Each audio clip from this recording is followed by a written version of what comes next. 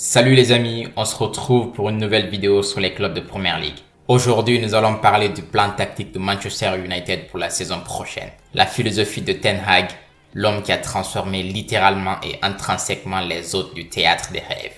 J'ai d'ailleurs regardé intégralement le match de Manchester United contre le Real Madrid pour m'imprégner du fond de jeu récent des Red Devils. Parler de Ten Hag revient forcément à évoquer une partie de la philosophie ajaxienne, à savoir le pressing intense et le football de possession. Mais vous allez voir que Ten Hag a dû s'adapter à la Première Ligue pour avoir des résultats rapidement et se donner du temps pour imposer ses idées dans l'effectif. Avant d'aller plus loin dans cette analyse tactique les amis, n'hésitez pas à vous abonner pour suivre les prochaines vidéos d'analyse. J'ai une vidéo sur l'analyse tactique de Chelsea qui arrive et d'autres vidéos sur Manchester United durant ce mercato et la pré-saison vont suivre. Let's go! Si les premières rumeurs se confirment, voici le 11 que je vois débuter à Manchester United la saison prochaine les amis.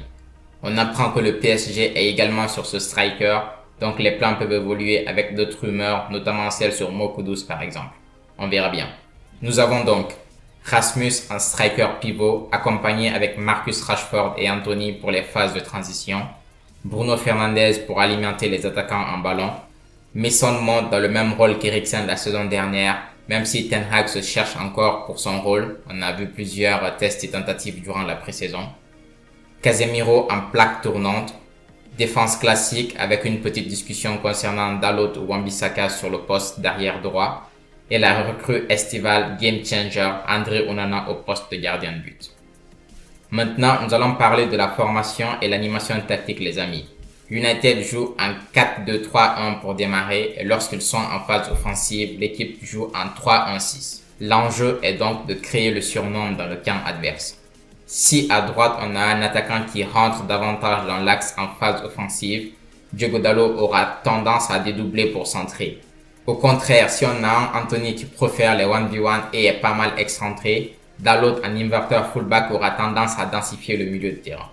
La position de Luke Shaw lui permet d'avoir suffisamment d'espace pour attaquer et centrer directement à partir de cette zone. A contrario, si l'attaquant à gauche a tendance à rentrer dans l'axe, Luke Shaw aussi aura tendance à dédoubler pour faire des centres à ras de terre. Et quand Luke Shaw attaque, il peut être remplacé par Casemiro dans le bloc à 3 derrière et lui-même peut être remplacé par Eriksen, désormais Mason Mount en plaque tournante. Ces premiers détails vous permettent de mieux appréhender l'animation tactique de Manchester United les amis. Elle peut aussi varier selon les besoins. Par exemple, quand l'équipe est menée et doit marquer, il y a plus de joueurs devant. Comme je vous l'ai dit en intro, Ten Hag a évolué dans son approche les amis. Lorsqu'il est arrivé, il souhaitait transposer directement à United le style de jeu qu'il avait à l'Ajax. Après avoir pris des valises en Première Ligue, il s'est réadapté pour avoir rapidement des résultats. La saison dernière était donc une saison de mise en place. Transmettre ses idées au groupe et incorporer progressivement à l'équipe des joueurs qui répondent à sa philosophie. On va donc retrouver plusieurs éléments et traits dans le Manchester United de Ten Hag la saison prochaine. Avec le recrutement d'Onana, les sorties de balles seront meilleures pour repartir de derrière. Et si le pressing adverse est intense, Onana pourra dégager directement sur Rasmus qui pourra dévier comme un pivot et lancer les flèches en attaque. D'ailleurs, beaucoup d'entre vous s'en rappellent, Ole avait pour philosophie de laisser la balle à l'adversaire, défendre dans les 6 mètres et contre-attaquer à la récupération via les espaces dans le dos de la défense. Ten Hag de son côté utilise la possession pour attirer l'adversaire dans le camp de Manchester United pour ensuite lancer des contre-attaques.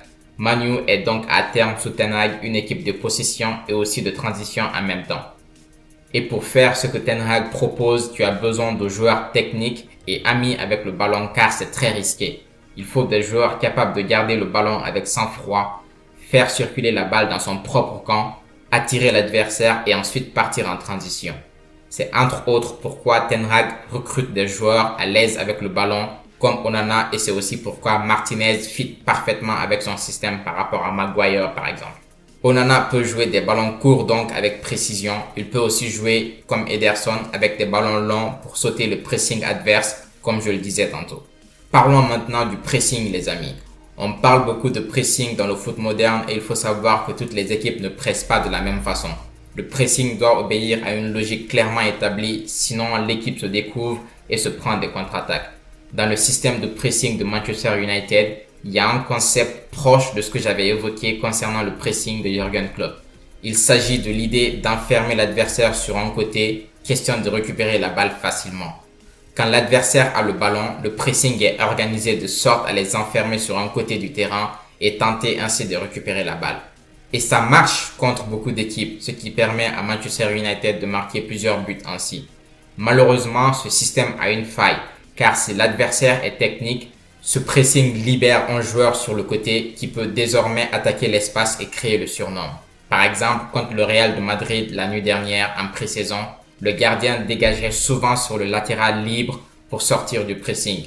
Man U ayant 3 attaquants au pressing initial, il y a toujours un latéral adverse qui est libre. Notons que ce pressing est aussi changeant. Par exemple, contre City, Manchester United cherche à empêcher les lignes de passe plutôt que se jeter sur l'adversaire. Le but est par exemple parfois d'empêcher de trouver Rodri et Stones. L'enjeu est donc d'empêcher la passe vers les milieux défensifs et casser la construction idéale de l'adversaire.